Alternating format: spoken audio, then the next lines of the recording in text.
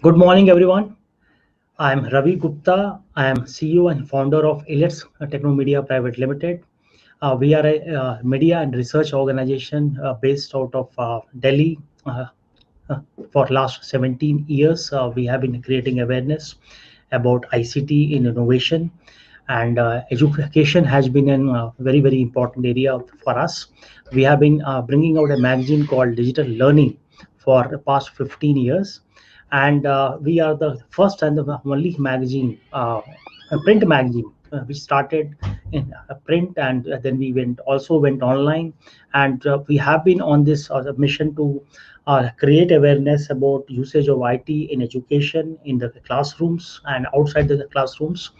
And today, at this World Education Summit 17th edition, I welcome you all on the this great morning today, and we are joined here with us with Anshul Sonak. He is Senior Director of Global AI Readiness uh, at Intel, and he's based out of Singapore. And he is one of the key champions globally who is promoting AI in schools and AI in education as a whole, and how this has creating awareness about how artificial intelligence is going to change the society forever, and how do we work, how do we get educated, how do we get employed.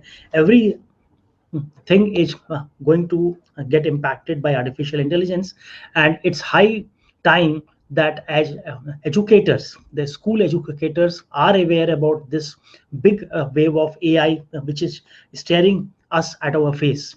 So I'm requesting and welcoming Anshul Sonak at World Education Summit, and requesting him to throw some light about global experiences of artificial intelligence education. He has been working with schools and colleges and government organizations globally. So he will share his vision of AI in school education and how it is going to impact all of us.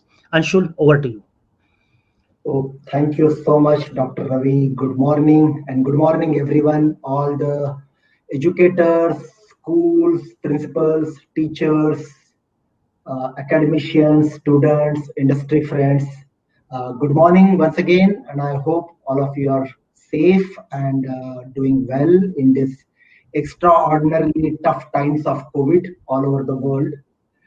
We are living in a very different era now with COVID and automation coming together, which we can call it as a double disruption. So there are two disruptions we as a society are facing: COVID and automation. And that's going to make a lot of profound, irreversible changes in the way we learn, the way we work, and the way we live from here onwards. And it has a huge impact on the way we skill ourselves. If the rate of change outside is uh, far higher than the rate of change inside from our own learning perspective, right, the disruption will be on us. But if we turn the equation and we learn faster than the rate of changes, then we can ride on the disruption. We can take advantage of any disruption. And that is why this topic, I'm very honored and fortunate that I'm given an opportunity to speak here about how artificial intelligence is impacting school education worldwide. I will give you some examples. I will give you some of my perspective on how this space is evolving. And I'm very positive that in India, being one of the first country to embrace artificial intelligence in schools, all of you will join this journey and be open to that disruption far more proactively. So thank you so much once again. I want to just remind all of us and myself that we are grounded with the purpose as Intel. At least when we create new technology, it's our responsibility at the same time to make sure that it enriches life of every person on the earth. I come from rural India, from a place which is right in the center of India, which is on the border of Madhya Pradesh, Chhattisgarh, and Maharashtra, a very disenfranchised and a difficult area. So that question hurts me. Okay, how can I enrich life of people over there at a last mile? at one side, it's good to talk about artificial intelligence, but how it can really empower broader workforce, broader livelihood in a very inclusive way for all people to benefit, and not just special people who have an advantage of access. So that's what our purpose here is, and that's the whole mission here. If you think about artificial intelligence, the most important word here is intelligence, right? It's not just a technology, it's not just a study, but it's all about intelligence. And how do we augment our natural intelligence with artificial intelligence? That is the point. The way machines are learning today, when machines can learn from any data which we provide. So if we give a bad data, machine will learn bad. If we give biased data, machine will learn biased things. And learning happens from all data which we gain. We gain data by seeing, listening, speaking, touching, sensing. Similarly, machines too get data from us using our senses. So think about artificial intelligence as a much broader term, which has to help your intelligence, natural intelligence, and not replace natural intelligence. And that is a conversation which is very relevant from an education standpoint. Because as we think about it, learning and working is not technology experience. Learning and working is all social experience. It's a human experience. So I think cornering artificial intelligence as a topic which only technical team or technical people have to care about, and not me as a teacher or not me as a school, will be very incomplete way of thinking about it. It affects all of us, right? And in that sense, we want to really make sure that all of you get totally empowered for using artificial intelligence in a right way, meaningful way. And that is where, if you think about it, especially in these times of double disruption, as I said, there are a lot of fears. There are a lot of anxiety that, oh, will it take away my job? Will it really make me as a teacher redundant? Will the job market change? How do we create jobs when artificial intelligence can do a lot more things far faster? So I can give you many examples, but the best way to understand how job market is changing. So job is a combination of all tasks, and today roughly 50% of world all kinds of tasks can be automated with AI technologies. So if you think about tasks which require hand, so manual task, agriculture, for example, India is an agriculture economy. A lot of that task, for example, pesticide spraying, cow milking, to that extent can be automated. And there are countries which are automating it. So that's one type of task. The second type of task which require brain cognition, for example, lawyer's job, for example, banker's job, right? So those tasks are also getting automated to a large extent. So which requires brain and require cognition. Third, and very, very important, tasks which require heart, affective domain. So not just manual domain, not just cognitive domain, but also affective domain. We are seeing many examples around the world where, for example, nursing jobs, right? How can robots and artificial intelligence help automate some of the tasks when people are not available, or a lot of mundane tasks can be repeated?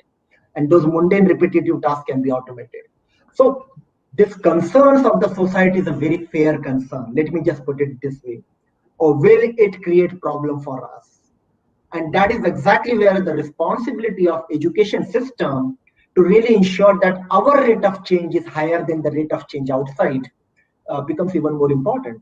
And that is where the responsible AI narrative comes in. There's a lot of research over there, but I would encourage you to really read research related to education domains on artificial intelligence. The research says the fusion skills, the skills which require both human and machines to come together, right? Going forward will require more human skill and not less human skill. And those broad three types of new jobs which require more human skills are interestingly all aligned to what you guys do as educators, academicians, schools. Trainer skills, explainer skills, sustainer skills. Machines need to be trained responsibly for human-centric AI impact. Machine decisions needs to be explained. So for example, if a chatbot is rejecting somebody's loan, I hope the chatbot is not rejecting somebody's loan because somebody has never taken a loan earlier. Then that's a real bad example of exclusion, right? Now, that is what happens to all of us when we interact with banks. A lot of time we don't realize it's chatbot which is interacting with you and not a real human being. So how do I get a human to work with the chatbot so that I am not adding to any bias or any exclusion issues? So these are some of the ways new jobs are emerging. Now, the best part over here is, or the good news here is, the role of a teacher, the role of an educator will go bigger and bigger if you embrace this. The trainer skill, explainer skill, and sustainer skill is all what you do every day in your teaching and learning processes. So that's where the human-centric, responsible AI, which augments natural intelligence, comes in. And that's the new human-machine partnership we are talking about. So if you have to do this in a right way, we need to really demystify this. Artificial intelligence is not something which only the Silicon Valley or the big company like Intel or anybody else, or only the kid, higher education, IIT kind of guys have to understand. No, artificial intelligence should be understood by everybody because it's intelligence, right? So demystification and democratization is very important for making AI ready generation for any next generation, be it workforce or livelihood. So we have a whole range of programs, and I'm going to very quickly talk about one program, which is Intel AI for Youth, whereby, and in India, it's a very big program with CBSE support. We empower youth on both technical skill and the non-technical skills of artificial intelligence in a very inclusive way, targeted towards high school, with a lot of content, lot of training support to the trainer with the teachers, right? So the teachers feel totally empowered. We have, last year we piloted this around the world in Poland, Korea, and India. And this year, I mean, in India, we've expanded this, but not just in India, I mean, around the world. And India was one of the first country. But Russia, Singapore, Germany, UK, US, they are all learning from how India is using AI for learning AI and applying AI. So AI education itself, and also using artificial intelligence in education. So even if you may be teaching math, science, social science, but you can still use artificial intelligence to make you as a better teacher, not to replace teacher, but to make you as a better teacher or a better student. So that kind of a use of artificial intelligence in a very responsible way is what we are striving here for. So this is our bigger global, goal from a company or an organization standpoint. And India was one of the first countries. So CBSE, thanks to CBSE and Ministry of Education, they were one of the first one who signed up for this. We want to really reach out to 30 countries, Ministry of Education and high schools in that sense, to really demystify and democratize artificial intelligence and really make sure that students learn the skill, but also apply the skill in a day-to-day life. So that is our bigger, bolder commitment of this partnership. It's all done in a partnership program where the local schools and the local teachers get trained, and they play a very important role over here. Three prime goals of these programs, and I'm sure a lot of schools who have taken advantage of this, they would know this. First, create a right skill set and mindset. So deep understanding of artificial intelligence. So skill set is all the AI skills. I mean, computer vision, natural language processing. You would have heard all the jargons like machine learning, deep learning. And again, I do not want to bore you with that, but these are all skill sets. There are technical skills. But what about the mindset, explainability, biases, understanding of ethics, responsible usage? So these are the mindsets which are very required, and we need to understand that. So skill set and mindset is the first point here. The second is then the tool set. Now, artificial intelligence requires a lot of new tools, hardware, software, a lot of new ways of thinking and organizing data. Because please remember, artificial intelligence is all about your data. You have to decide what to give your data to whom and when and how. Now that requires a lot of tools understanding. So tool set. So skill set, mindset, tool set. That combination is very important for data to make a meaning for your natural intelligence. So that's the second goal. And third and most important, learning is fine, but what do you do with that learning, right? You have to apply it. So that's why creating meaningful solutions, really making a use of it in your day-to-day life. So that's what our three big goals are. The way we introduce it in school is in a very staged fashion, in a very modular fashion, so that a non-techie teachers or broader students can take advantage of it in a 4-stage journey where we handhold them. First stage is what we call as inspire stage, very easy to understand potential and pitfall. Then you acquire a lot of knowledge about data science, little bit coding, programming, AI life cycle, things like that. Then we give in our content, which gets into your curriculum, there's a lot of experiences, actual hands-on, actual algorithmic thinking, going beyond computational thinking to really understand data mindset in a responsible way. That's a whole new algorithmic thinking required for 21st century success, because it's your data eventually, right? So what do you do with your data? And then last but not the least, empower to create meaningful solutions. So this is that 4-stage learning journey we take through students based on their interest and schools models to create that mindset and skill set. It comes with an entire set of content. And again, I'm not going into the content detail, but this is what schools actually are getting in India. This is a real example, 33 modules. Schools get this entire material from us. And then the promise of the program, as I said, is they get tech skills and the social skills. The tech skills are very straightforward. I mean, mathematical, algorithmic thinking skills, programming, coding, computer vision, so on and so forth. But more importantly, social skills, which I said, awareness of AI ethics, biases, so on and so forth. I'll give you just one example of a real story. I mean, this is a girl who came to us last year, and I think she lives near Manesar somewhere, not from a very privileged background, no coding programming experience. She learned how to use computer vision very responsibly, and computer vision is just one of the ways machine learn data by looking at it using eye of a computer. So she created a very small application in her school, a grade 10 girl. She created an application to detect mental pressures, onset depression, because as you can imagine in this time, onset depression, depression is a big topic, right? Mental depression is a huge issue. So she created herself a solution to predict depression based on the data she had collected. She had, vetted it with the school teachers and psychologists, and she come up with a model. And now her model is accurate to 80 to 85%. So 16-year-old girl really role modeling responsible AI use, 80 to 85% accuracy is great. And now the best part is from an outcome standpoint, she's using it in her classroom and school. And more importantly, now she wants to become AI ethics lawyer. So this is exactly what we want to see as a nation, right? To become a competitive nation. We do not want everybody to just go to a technical companies or technical competency, but you want new types of lawyers. You want new types of careers to come into the country. So this girl becoming an AI ethics lawyer after she understands the ethics aspect of artificial intelligence, I think that is what we want to really celebrate and role model in the country. So that's a good example which I wanted to show.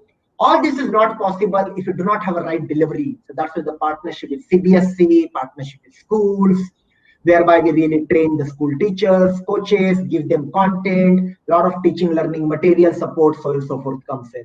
And if you have interest in this, I mean, you can connect with us and we will be able to get you more of that. This is a program right now going on in 11 countries. So different countries are using it in a different ways. As I said, India example, many other countries are following.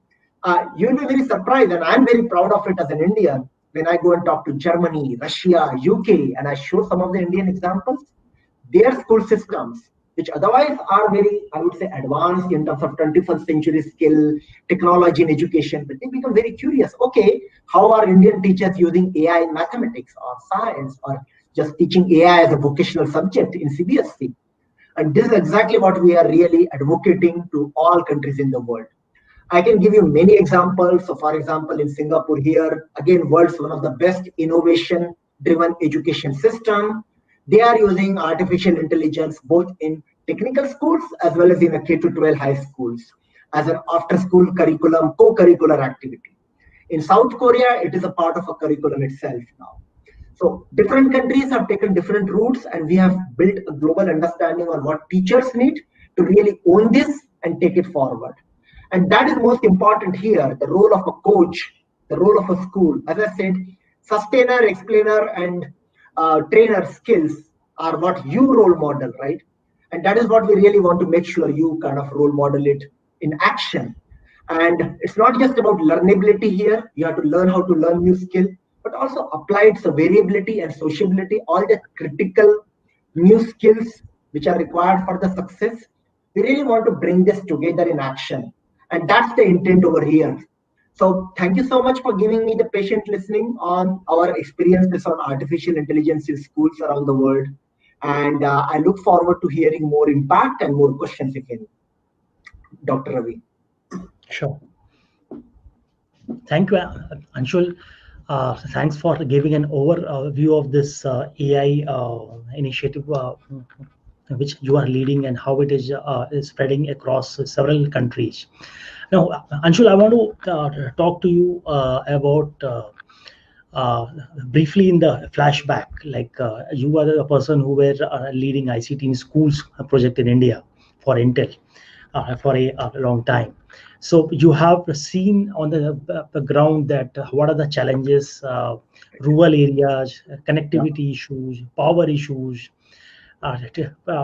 teachers training issues, school administration mindset issues. There are like several barriers of making IT get into any school. And suddenly something like COVID happened, and overnight all across the country and across several countries, schools are teaching online. What could not happen in 15 years happened in a month.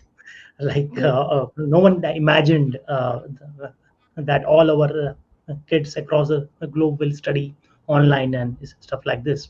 So what are the like how do you see this evolving? Like I am diverting from the topic a bit. I am like, instead of asking you about AI, am I like first of all asking you about IT in schools itself, or IT in school education itself. So how do you see it evolving over the next 3 years, 4 years? How do you see it? Great. So, two comments. I think the first, on a very positive note, I'm extremely proud of the resilience shown by the school teachers and the schools. As you said, whatever could have taken otherwise 15 years, the schools and teachers have changed their own mindset and actioned it in 5 months, 6 month time. My own sister is a teacher, and I know exactly how the challenges of with the current infrastructure status, be it connectivity, devices, all that, right? How teachers have to quickly shift. And when we talk about future of work outside, we talk about resilience as the most important skill going forward. And Indian teachers are demonstrating it day in, day out. So that is the great way to think about it. Second point, coming to a challenges aspect. 10 years back, when we used to talk to all the policymakers and these conversations, we used to talk about access issue, infrastructure issue, equity issue, inclusion issue. But with this double disruption and then suddenly new technologies and a new environment, we have to change the conversation towards outcome issues and not just the input issues, right? So equity inclusion issues are not disappearing. Access issues are not disappearing. But with this double disruption and the teacher resilience, what I'm very positive is I'm seeing teachers now willing to shift gear toward outcomes. Now, in this case, I mean, I give you an example of outcomes, right? The broader digital readiness is what? New skilling of emerging technologies, responsible and the trust on it. I think the trust is very important aspect, right? So that there's a meaningful engagement with technology. And third is usage. So the conversation is shifting from access, inclusion, equity issues to outcomes around skill results. What can I do with that skill? How do I build more trust? How can I use it in my day-to-day life? And that is, to me, something will not happen overnight. Let's be cognizant of it. That's where the school leadership, as you said, and the government leadership, CBSE, and the larger leadership has to play a much bigger role, which I'm very proud I'm seeing that to a large extent. For that kind of an outcome and shift to happen, they have already taken a lot of steps, I would say. And this is where we need to celebrate baby successes. I mean, you can get enormous that India is such a large country and, it will take years to move the whole, elephant, the large system. But you have enough proof. You have enough baby success. I am a great supporter of celebrating baby success. If this girl example, which I showed, if this is what I would love to show to 10 schools, and if 100 girls start thinking about it, to me, that's a great success of India. I mean, I think from a teacher standpoint, role modeling and celebrating success in this tough time is very important to bring positivity into it. And then I'm sure, I mean, we will all work on this together. Sure. So let me bring you a very different question also. Like while we are talking about AI in schools, There's another company, a big tech company in India, Sure. you would have heard about, and I will not name it here, but everyone knows about it, that they are like teaching online programming, coding. And they got huge valuations, huge funding, everything is done. But there's a great discussion happening in Indian media that should we force coding on children? Is it right, or should the kids be in the playground or doing learning dance or arts or painting? Or so and so where is that conflict? Like, what's your opinion on this, Anshu? Very good question and very relevant question. Out of the broader 50 crore or 500 million people workforce, you have to think really how many people will actually get a job of a coder or a programmer, right? And believe me, with artificial intelligence, a lot of coding programming job itself can be automated. So just to let you know, right? So I would challenge that thinking of just expecting everybody to become a coder programmer is a bit unfair. Algorithmic thinking, computational thinking, yes, but only coding programming, no. As I said, this is a new field of intelligence. Any new technology has to add to your natural intelligence, which you can use. Maybe you are wanting to become a lawyer, teacher, in manufacturing, all kinds of jobs. You require this new mindset. That is how education system should be thinking, rather than only thinking about, oh, you need to know this new way of programming. Because believe me, as I said, even the programming coding jobs are changing, and those technologies also change, right? So over-indexing on just one way of coding and programming is a bit unfair. Now, having said that, to be practical, yes, there are some students who want coding careers, so it's good for them, definitely. But if I put my India hat and think about 500 million people who are getting into the workforce, how many people will actually need coding knowledge versus how many people will need a new mindset around AI? I would say everybody need a new mindset around AI, but maybe 0.5% or 1% people will need a coding programming technical knowledge. So one has to be very practical in that. So I want to ask you a bit deeper question. I hope like you have some time for 5 minutes or 10 minutes.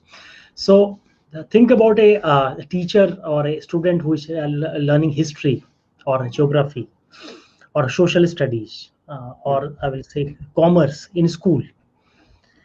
And these are the people who don't necessarily, or like learning Hindi or English Yeah. in school. Yeah. So these are the students who don't necessarily associate themselves with a topic like AI. Yeah, correct. So how do you communicate with them about AI and why they should learn about AI? Absolutely. So very good question. Very good question. So let me just quickly show you my first thing, which I said, inspire modules, right? Yeah. Everybody, you may be learning history or maths or science, right? How do I feel excited about AI in my own life? So, forget about everything else. You still have a home. So how can I think about, making my home better? So if I give that as a fun project in my history or civics, right? Everybody learns geography. How do I really learn how to use, the big problem in education today is people are forgetting how to read maps, as you know, because everybody's using GPS. I forget when I go to Delhi, which road. When I've done my college in Delhi, but my geographical intelligence is going down thanks to AI. So then I have to remind myself that Google can only give answer. It cannot generate question. I need to generate questions, right? So that aspect of really making sure that student and teacher interact with technology in a meaningful way to bring more curiosity, right? Think about how do I really use AI for my geography? How can I bring it for my smart home? We do a lot of those games and activities in that first stage for exciting and relating. So one of my favorite activity. Let me give you two favorite activity. One is writing about my own job of the future. So today I may be as a 16-year-old thinking about becoming a lawyer.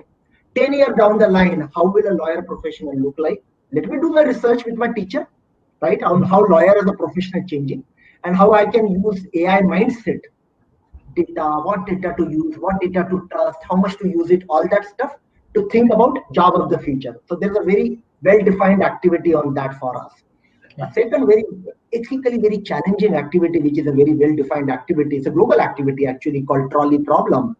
Imagine a machine automatic car, right? Autonomous car, which is driving, and there is, machine has to decide, I go this way and I can do an accident with the dogs over there. I go this way and there is a possibility of accident with two older people, and this way, and then there is a possibility of having a bigger group of young boys and girls, and there is an accident. Now there's a real situation. What do I do?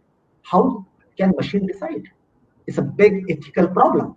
Now there is no one answer to it, right? Because if you are an animal activist, you will have a very different answer compared to you are an elder care tech person, compared to an educator, compared to an engineer, so and so forth. The second mental dilemma or ethical dilemma is, if that accident happens, who goes to jail? Who gets arrested? It's a software problem. So as a software developer gets arrested, company gets arrested, robot goes to jail. So you have, if you read in the media, all this is a real ethical issues. Now, how do for a 15-year-old I create in my learning context of history, geography, social science, whatever I may be teaching, build purpose, possibilities, and pitfalls? That's the point we are saying. Now, from a purpose standpoint, I can link it to sustainable development goals. Possibility standpoint, I can link it to the subject. And there are a lot of those games and activities in between. And get these pitfalls, understand. Even if you do that well as a teacher, right? Uh, I can tell you from my experiences, and I have done this. I mean, I've sat in India classes in many places and also around the world. People can come up with a lot of this hesitation that, especially teachers, not students. Students will have fun. Let me guarantee you that. But teacher can come up with the fun. Oh, can I even learn it? But I can guarantee you give 30 minutes to this, you learn this. It's not difficult. We are not talking of you learning a coding or a programming or learning you getting you to learn a very complex technology.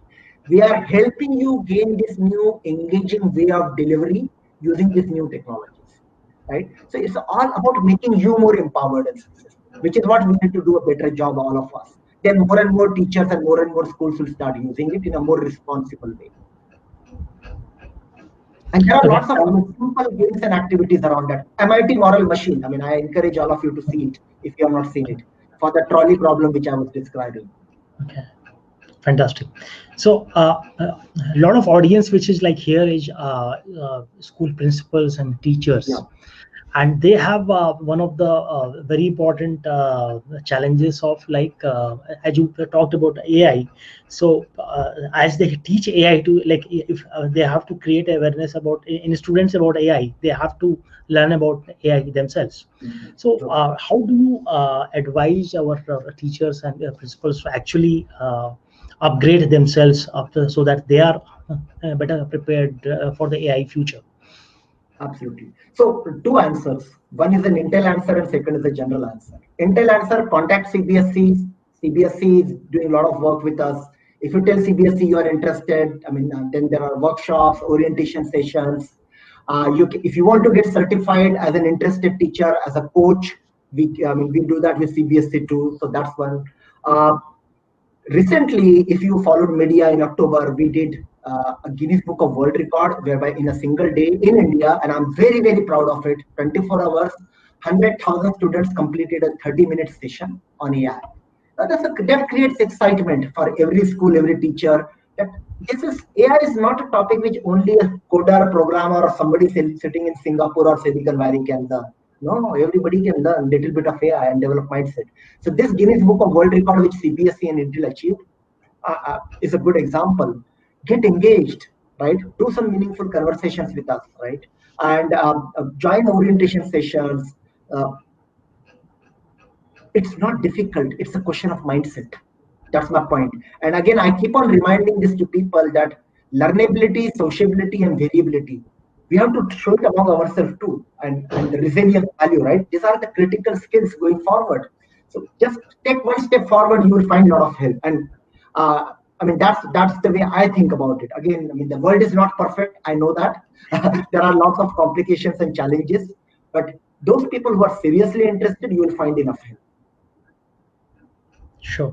And another question, although like this is the World Education Summit focus on school education, but there are several CEOs who run a higher education institution and also schools in India, and also like elsewhere. And we have some of the global audience here.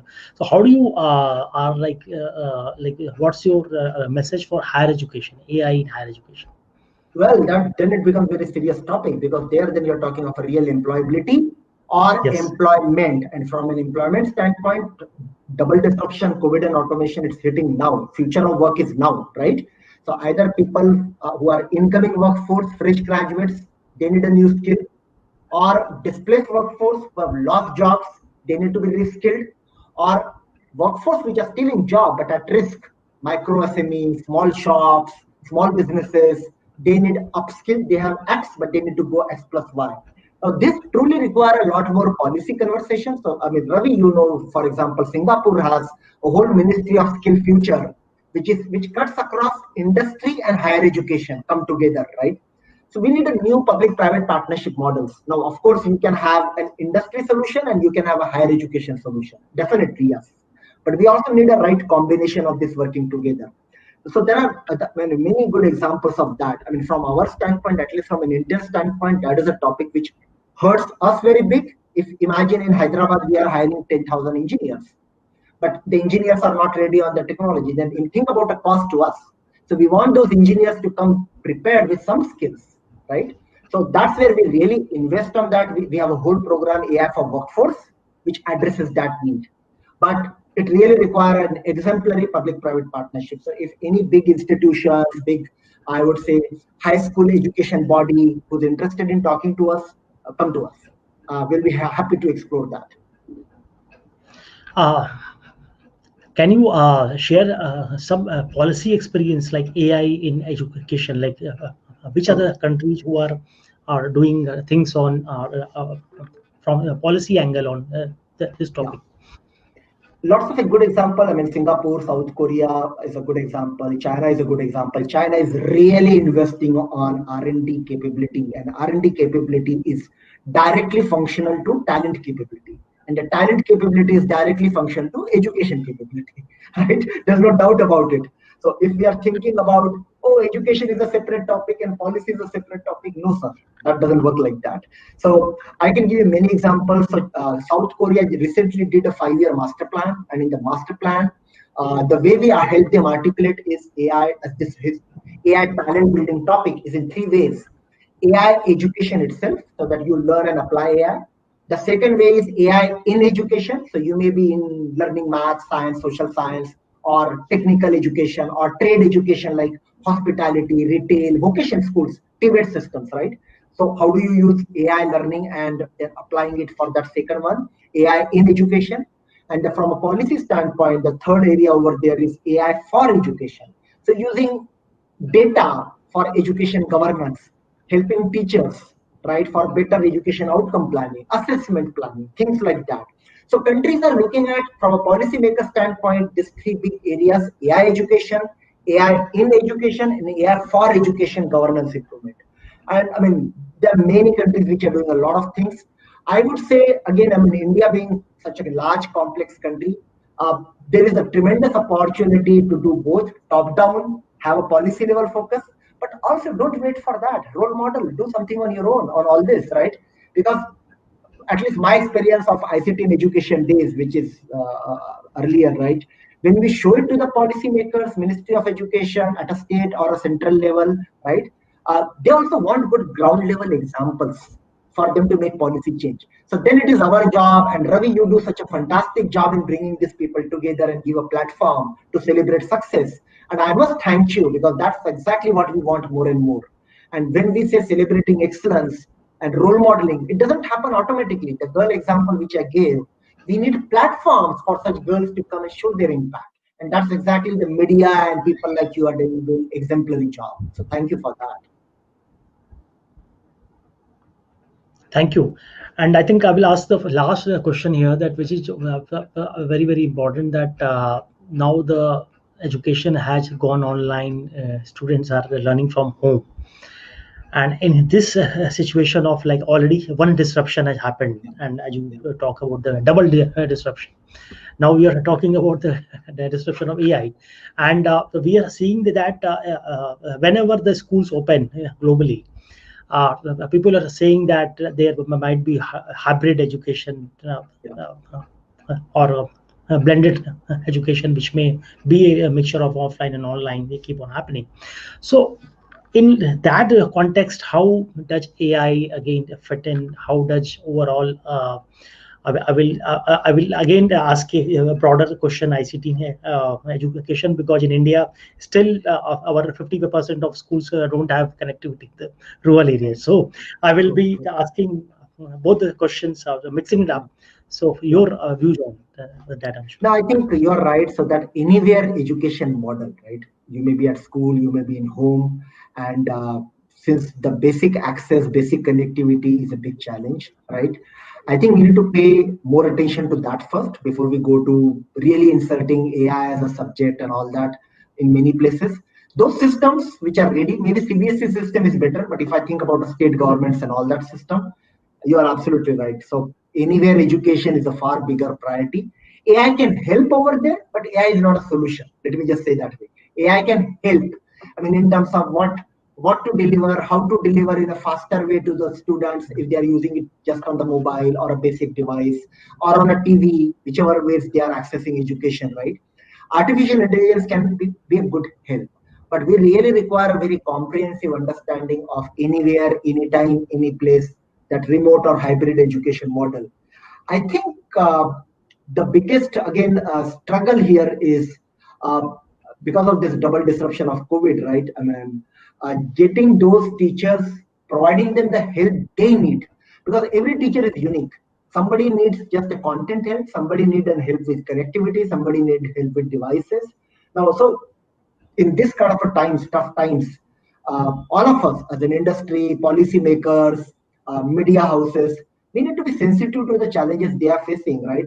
And I will hesitate to generalize the problem and generalize the solution. This really requires a very deep listening skills, because I mean, again, I can give you example of my own village in Bhandara where I come from. You know, over there the basic device itself is a problem. I mean, where do you access, right? So you need out of the box model. Then I mean, you more than connectivity, the connectivity, okay, 4G geo connectivity can solve it, but where do 10 students come together and see it, right? Now you require a community education model somewhere, right? So what is that out of the box model which is possible when physically schools are not happening? I mean, that's where the augmentation, I mean, I do not want to just call tuition system, which is there, but more than tuition system, the supplementary education systems, right? Uh, Local systems will require different solutions, I would say. So we need to pay attention to the local micro level issues in this case. And that is what I would expect state policymakers, education officials, and grassroots level district education officials should be oriented towards it. The remote learning is a new thing. I mean, globally, if you read any literature, World Bank or OECD or whatever, the learning loss this year is tremendous, 70 to 80% learning loss than last year, right? I mean, if you do not arrest it back, the education system worldwide will go back 2 to 3 years.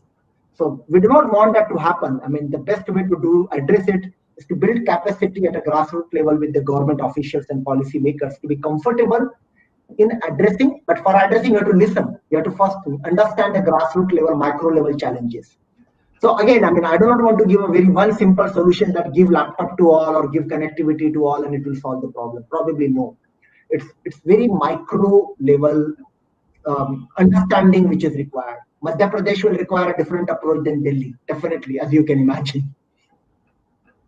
And each ed tech startup the solution, like we are in the era of ed tech as a hot sector So yeah, now. yeah, they So are part of each the solution, definitely. yeah. Yeah, So definitely they are part of a solution, but they are not. They are the important piece, but not the only piece. I mean, then that's where the government also top down versus bottom up. We keep on talking about these are all complementary forces. But I am a firm believer, coming from an Indian education system, Marathi medium student, then coming over here and making my own career jump. I am of a firm believer. This is purely based on our own mindset, which is a combination of how you role model and learn the teacher capacity. I mean, it's all about how teacher bring that spark. This kind of a challenges, we as a society have seen it many times. We can overcome it. I mean, I can tell you when I can overcome it. I can overcome it coming from a village in Bandara district in Madhya Maharashtra. All of you who have an access to platform like this and who are listening World Education Summit, you are really privileged one. You can do far better than me, right? So that's what I would really urge you. Don't underestimate your own resilience power, right? You can definitely do it. Fantastic. And EdTech, government, policymakers, all are forces to help you. They are not the change. You are the change. They will help you. Fantastic. So Anshul, I think great conversation, great talking to you. Amazing insights you have given on this overall AI and ICT vision of which is like going on in schools and higher education, and you also like you touched upon future of jobs, which is a very critical topic for each of us, and we wish to thank you for being here. And may I request my colleagues if we can present a virtual certificate if it is available. Deepak, do we have it? Let me check that. Uh, no. Yeah. I think like it's about a digital coordination. So I will have to just see that how are things, and if Thank not, you. then we can just close it here. So Anshul, we will thank you for your presence here. Thank you, and namaste to you. Thank you. Namaste. Thank you, everybody, and keep safe. Thank you, and happy holidays Thank, for those of you who are thank taking you. Christmas holidays. Yes. Thank you, Thank you. Anshul. Thank you. Thank you. Bye.